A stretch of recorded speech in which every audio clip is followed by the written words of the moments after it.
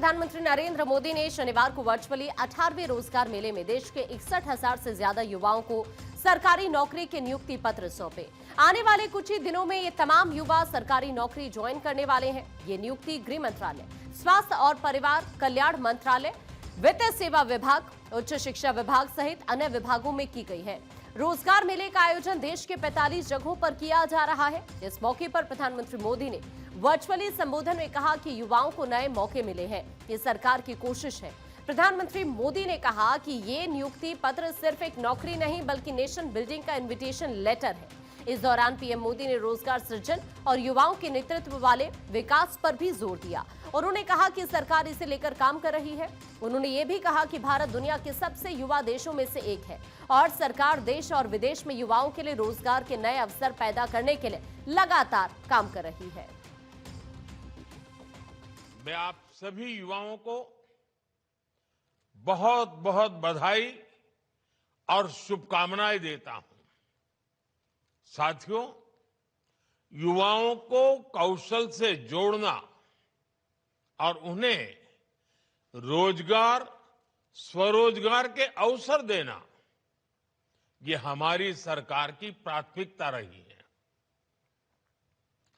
सरकारी भर्तियों को भी कैसे मिशन मोड पर किया जाए, इसके लिए रोजगार मेले की शुरुआत की गई थी।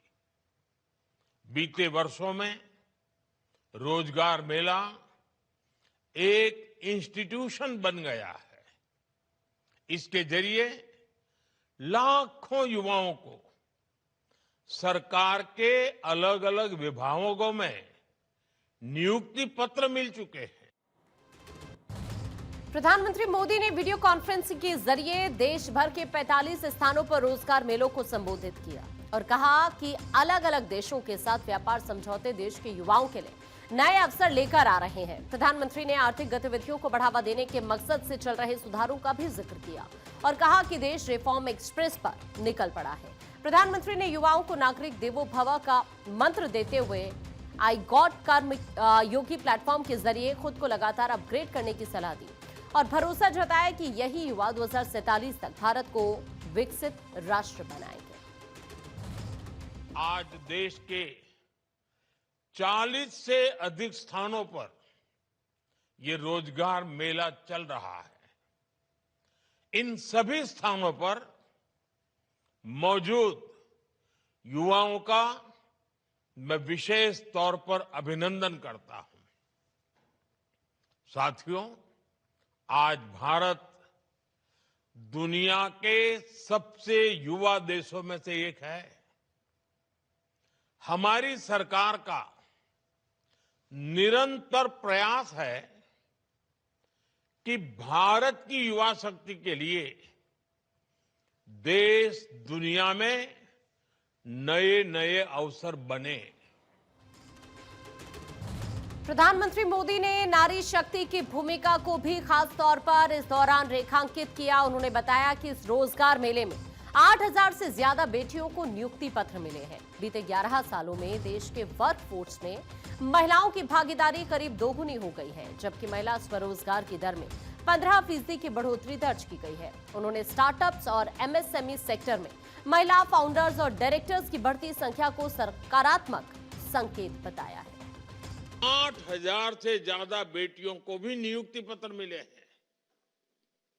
बीते 11 वर्षों में देश की वर्कफोर्स में विमेन पार्टिसिपेशन में करीब करीब 2 गुनी बढ़ोतरी हुई है।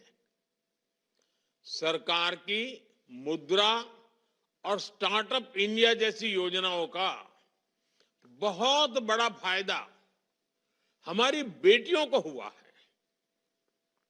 महिला स्वरोजगार की दर में करीब 15% की बढ़ोतरी हुई है। अगर मैं स्टार्टअप्स और एमएसएमईज की बात करूं तो आज बहुत बड़ी संख्या में विमेन डायरेक्टर, विमेन फाउंडर्स है। आपको बता दें कि पिछला रोजगार मेला 24 अक्टूबर 2025 को आयोजित किया गया था।